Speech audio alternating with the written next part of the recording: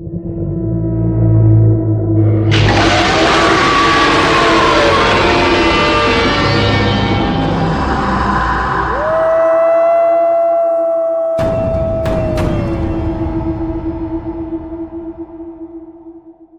last person to enter that rice field wasn't the last person to leave it.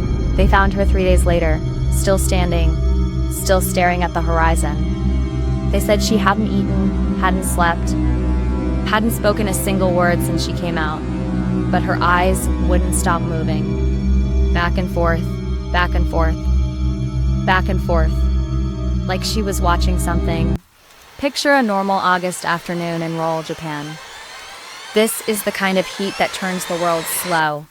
The air smells like dried grass and nothing. And you can hear the cicada so loud it almost sounds like silence. Yuki is 9 years old. She's visiting her grandmother in the countryside. She does this every summer. She knows every corner of this house, every creak in the floorboards, every neighbor by name. She's comfortable here. That's the first thing you need to understand. She's comfortable. Listening. She calls her grandmother over. Her grandmother takes one look at the field, and then she closes the shutter. She doesn't explain why. She just says, "Don't look at it." But Yuki can't stop wondering about the shape at the edge of the field, because she's been looking out that window every summer since she was 5, and she has never seen anything standing there before. The kune-kune, written as kune-kune, is one of Japan's more recent urban legends, appearing first in online forums in the early 2000s. Unlike many yokai that trace back to classical texts, this one is modern. And that might be exactly why it feels so real. The name itself comes from a Japanese onomatopoeia, kune-kune, the sound and motion of something twisting, wriggling, moving in a way that has no single direction and no clean explanation. The legend is deceptively simple. A white figure appears in a field, trapped in a loop of some memory or feeling that no one else can access. In every version, once you understand the shape, your mind cannot come back from what it understands. Here's the impossible element that makes this legend truly disturbing. It doesn't matter if you look away. Other legends have simple escape clauses. Don't turn back, don't say the name, don't open the door. Kune-kune is crueler than that. Because witnesses report that even after looking away, the figure keeps moving in their peripheral vision, even with their eyes closed. The image doesn't stay in the field, it stays in you, and you cannot unsee what was never meant to be seen. Let's go back to Yuki. She's 9. She's at her grandmother's house. Her parents are a 3-hour drive away. There's no bus until morning. The nearest town is 40 minutes on foot through, yes, rice paddies. She can't drive, not dramatically closer, not horror movie close, just different. Yuki measures it against the tray line at the edge of the property. The tray line that the shape was in front of, now the shape is in front of the fence. The fence is 30 meters closer. She doesn't know how it moved without being seen. She tries staring at it directly, trying to catch it in the act. For an hour, she watches without blinking. Nothing moves. The moment she goes to get water, a scraping sound. Outside.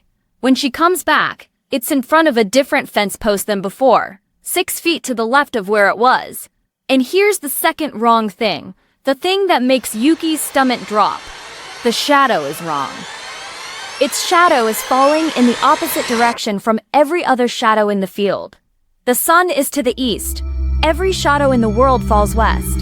Kune-kune's shadow falls east, as if the light is dark. Her ceiling fan is spinning. She doesn't know why she woke up.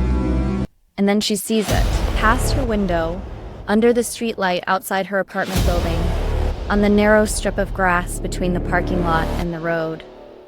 The shape, swaying, back and forth, back and forth, back and forth. In the city, on her street.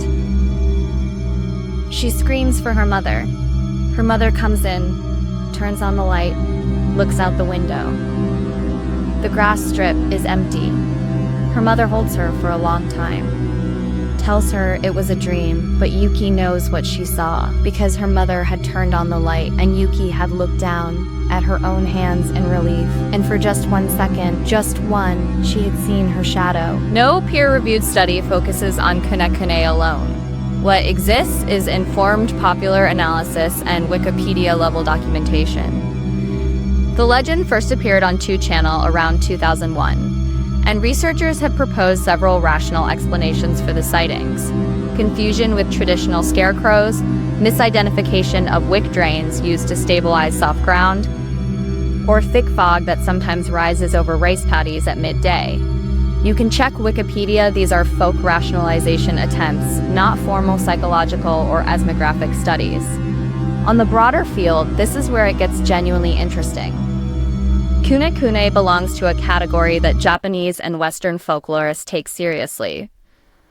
Yoshio Yukura, an associate professor at Kokugakuen University who specializes in oral literature and contemporary folklore studies, has written on how legends like Kumekune, you can check Medium why Kunekune is particularly interesting to that field.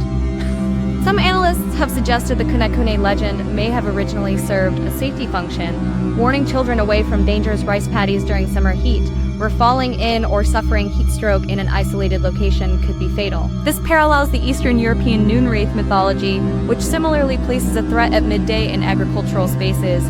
You can check Nama Wiki. Maybe the question isn't what is Kunekune, maybe the question is what does Kunekune see when it looks back at you. Whatever it is, it was standing in that field long before Yuki noticed it. It will be standing there long after she forgets.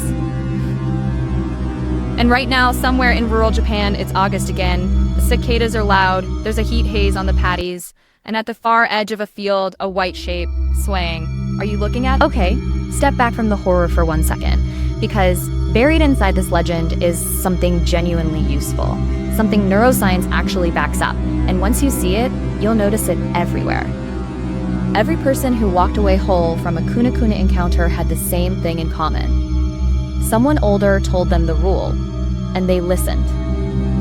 Not blindly, not out of fear, but because they understood something rare. Other people's hard-won experience is a shortcut your ego will try to talk you out of taking. The 12-year-old brother knew. The grandmother knew. The farmers who built those rules over generations knew. They didn't need to understand why the rule worked. They just needed to respect that it did. The practical lesson: find the people in your life who have already looked at the thing you're about to